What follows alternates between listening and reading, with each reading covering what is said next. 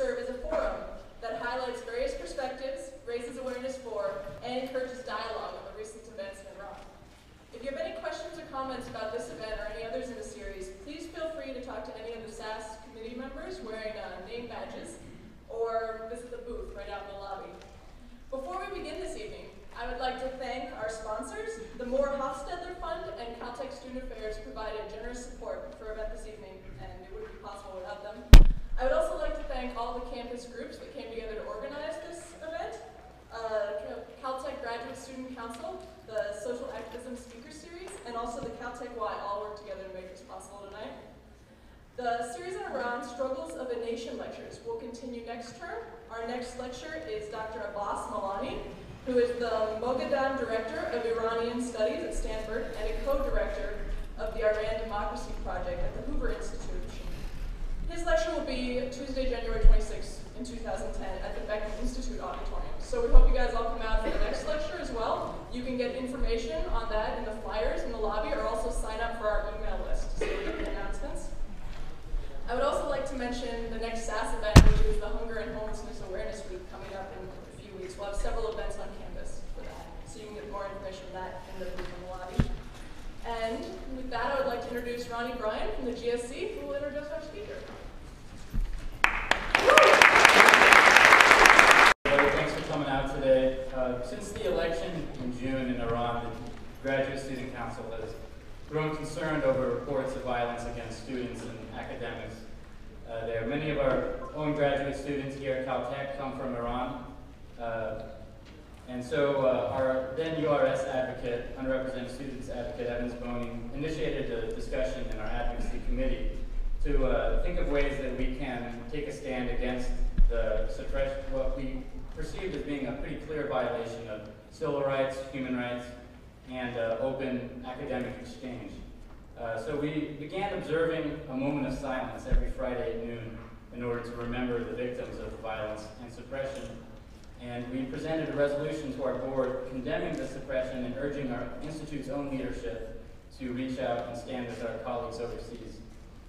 The program that you're attending tonight is, and the next two lectures in our series, are an extension of this effort to draw attention to the situation not only in Iran but around the world.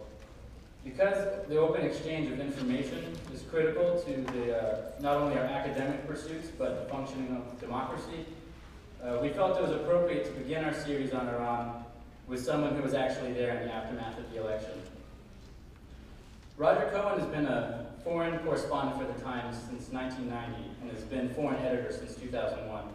Previously, he had been a foreign correspondent for the Wall Street Journal and Reuters.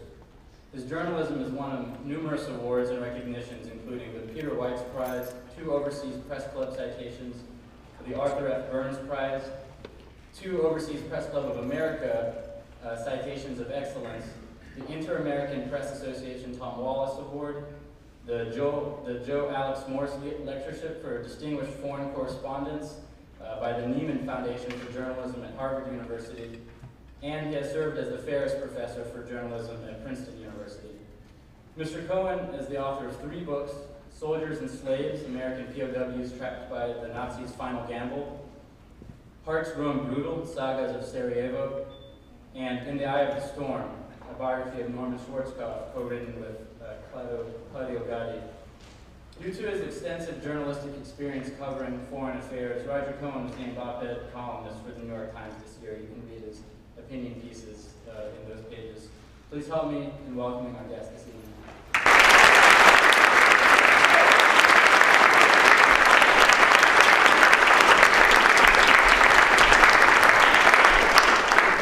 Thank you very much, Ronnie.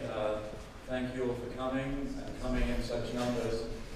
I doubt I could have gotten 20 people into a room in New York tonight to talk about Iran, given a small event called the World Series.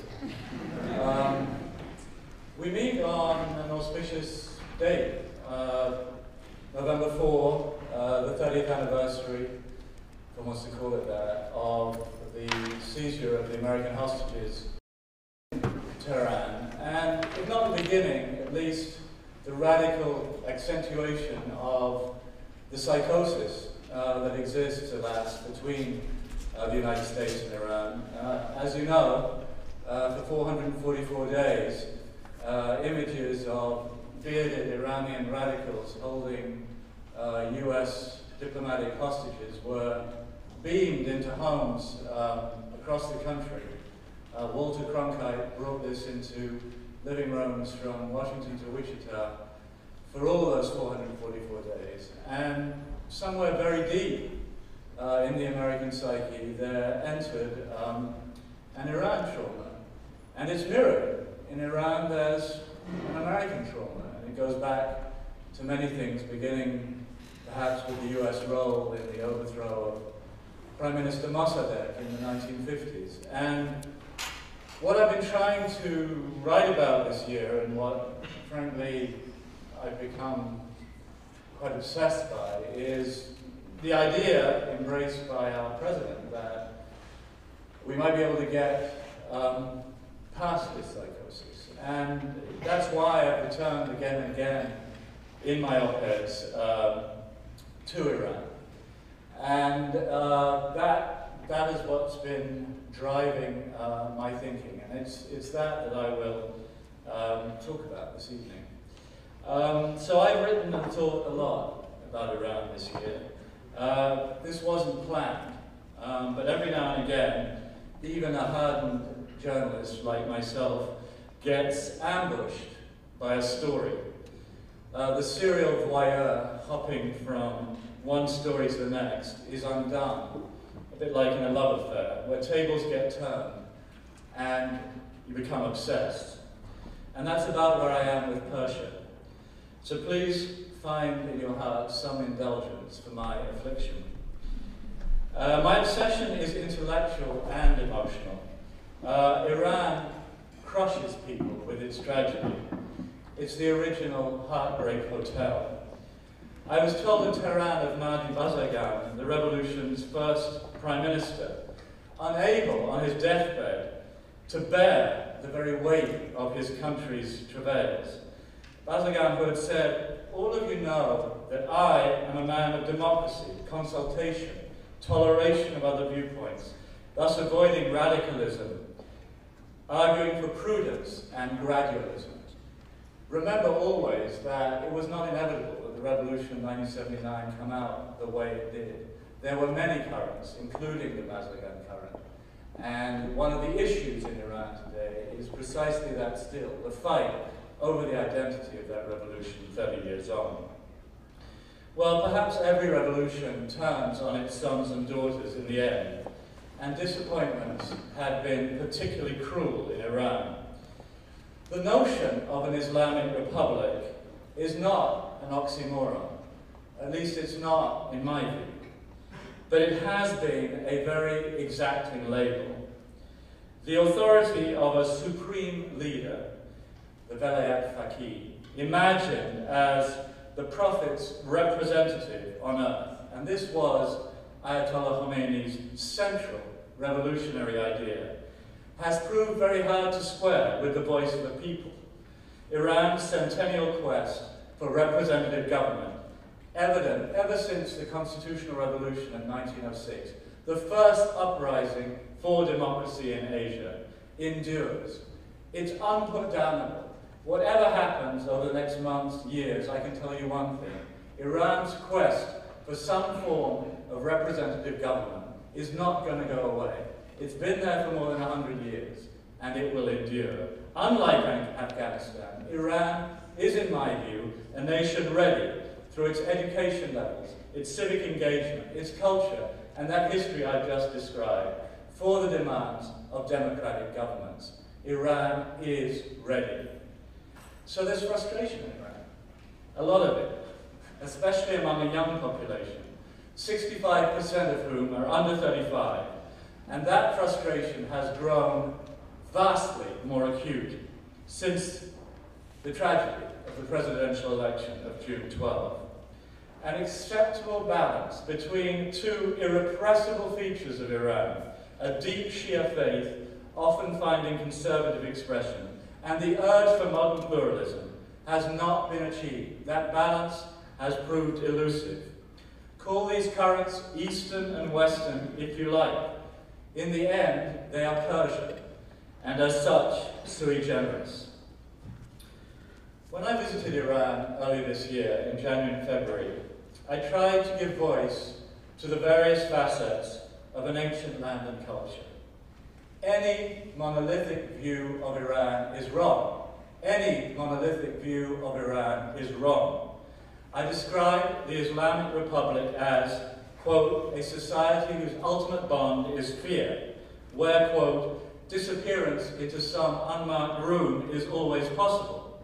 I said the Republic was, quote, an unfree society with a keen, intermittently brutal apparatus of repression. At the same time, I argued that the Islamic Republic fell well short of totalitarianism. A totalitarian state requires the complete subservience of the individual to the state and tolerates only one party to which all institutions are subordinated. Iraq was a totalitarian state. Absolutely. Iran is not. And I attacked the caricature of Iran as some Nazi-like embodiment of evil, made up only, or primarily, of bearded mullahs with their fingers eternally twitching on some putative nuclear button. I tried to get into the psychology of young Iranians. What is this psychology? Well, it's marked by the Iran-Iraq War of their youth. They began their lives in bomb shelters. They began their lives with sirens. Their lives, if they look at it, the arc of their lives, it's not what they want, but things have gotten gradually better for them. It's also marked by their parents' revolutionary disappointment. They've seen what happened to the revolution of 1979. So I saw a sophisticated and cautious psychology, little inclined toward upheaval and violence. And remember, what's next door? Iranians aren't blind. They look to the west, they see Iraq. They look to the east, they see Afghanistan. And they say to themselves, well, relatively speaking, Iran has been an island of peace over the past decade. And they favor, as a result, incremental change. They are drawn to the west strongly. And I argued strongly for American engagement on the basis that it would bolster this generation's reformist quest, and that axis of evil US grandstanding had failed.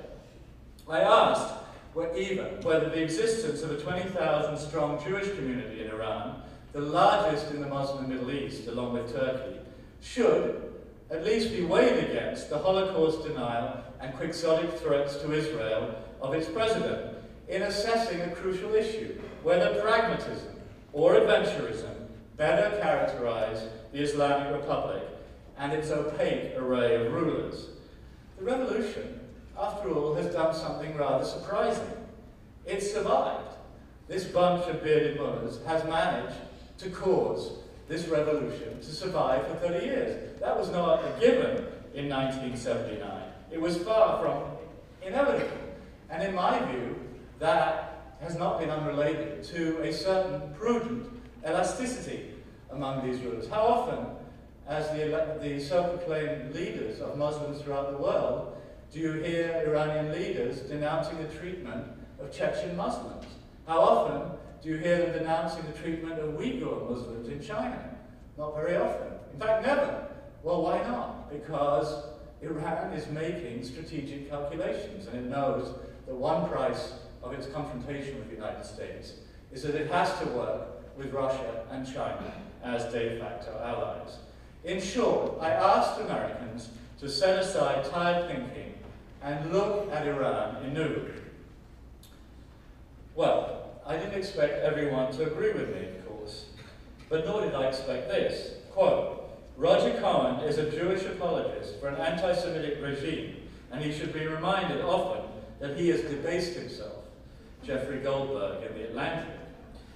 Quote, though he cannot be said to have lied on the scale of Walter Duranty, that was the New York Times correspondent who took a favorable view of Stalin, though he cannot be said to have lied on the scale of Walter Duranty in his determination to portray Tehran in a sympathetic light and disarm those who see its drive for nuclear weapons